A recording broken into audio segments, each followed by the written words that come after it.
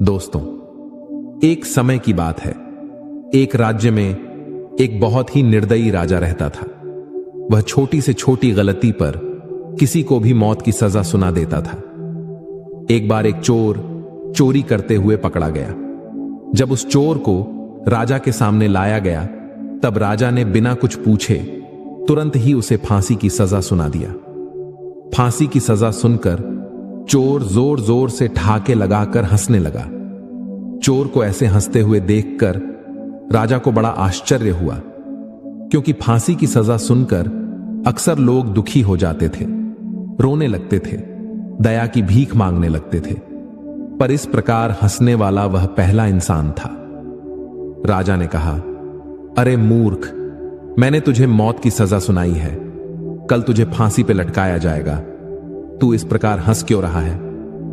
चोर ने जवाब दिया, राजन, मैं इसलिए हंस रहा हूं क्योंकि एक हफ्ते पहले ही एक सिद्ध योगी ने मुझे एक अद्वितीय विद्या सिखाई थी, जिससे मैं किसी भी घोड़े को आसमान में उड़ना सिखा सकता हूं। पर मेरे मरने के बाद यह विद्या भी मेरे साथ चली जाएगी। यह सुनकर राजा को विश्वास नहीं हुआ।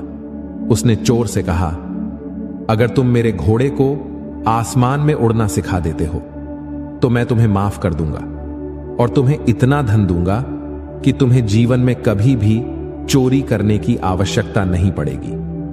चोर ने कहा, जी महाराज, मैं आपके घोड़े को उड़ने वाला घोड़ा तो बना दूंगा, पर इस विद्या में 1 साल का समय लगेगा।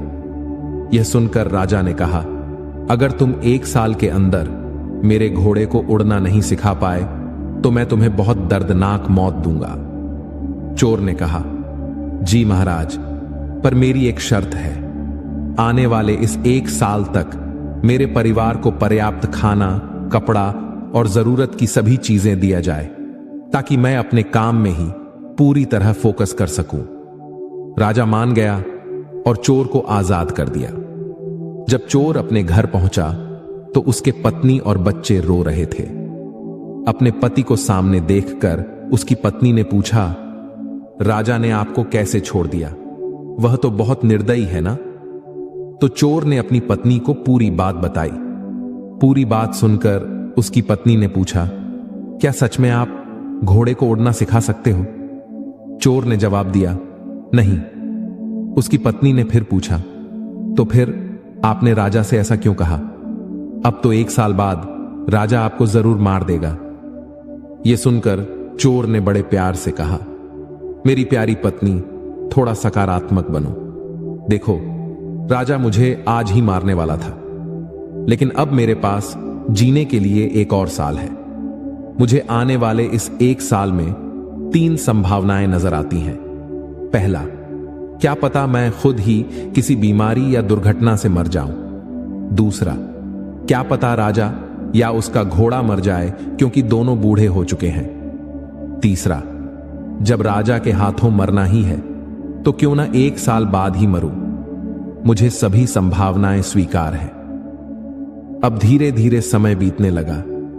11 महीने बीत जाने के बाद चोर भी घबराने लगा। अब वह रोज ईश्वर से प्रार्थना करने लगा कि हे ईश्वर, मेरी रक्षा करो।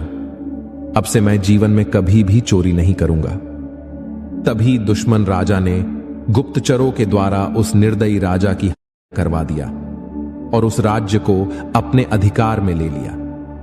अब वह चोर आजाद था। उसने चोरी करना छोड़ दिया और अपने परिवार के साथ हंसी खुशी जीवन बिताने लगा। दोस्तों, भविष्य अनिश्चित है।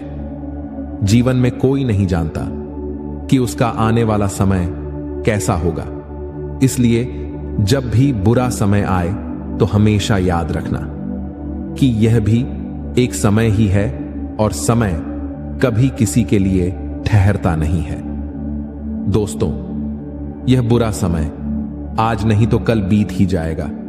इसलिए जीवन में कभी भी निराश नहीं होना चाहिए, कभी उम्मीद नहीं छोड़नी चाहिए और हमेशा अच्छे कर्म करते रहना चाहिए, क्योंकि आपके द्वारा किया गया अच्छा कर्म संचित होते रहता है और संचित कर्मों का फल आपको इस जन्म में या अगले जन्म में मिलता जरूर है।